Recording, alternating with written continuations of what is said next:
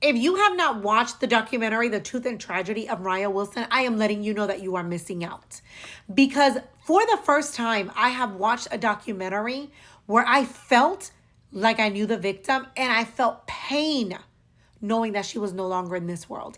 Every time her best friend spoke, I was boohoo crying with her best friend. And in my opinion, that is how crime documentaries should be. But instead, a lot of these documentaries are so focused on the perpetrator that you really don't connect with the victim and who she was.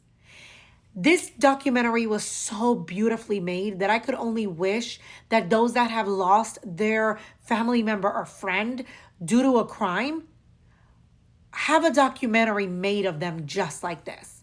Mariah Wilson was a cyclist. And in fact, according to how good she was and the stats that they share, she would have been one of the top, if not the top, cyclists in the country right now. And she was up against a lot and she pushed through. And let me tell you this, Mariah Wilson still is impacting the community today. The way her brother talks about her and the way he has events in her name dedicated to her makes you realize how loved she was.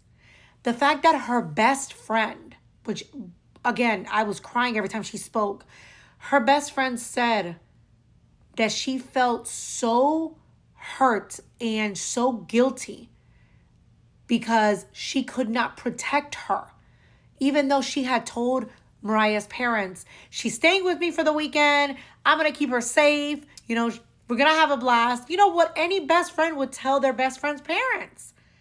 And this woman felt like she let them down. And they called her. And instead of, being upset at her, they told her they loved her. And that was what she needed to be able to release that guilt. More documentaries should be made like this. Again, if you have not checked this documentary out, please do.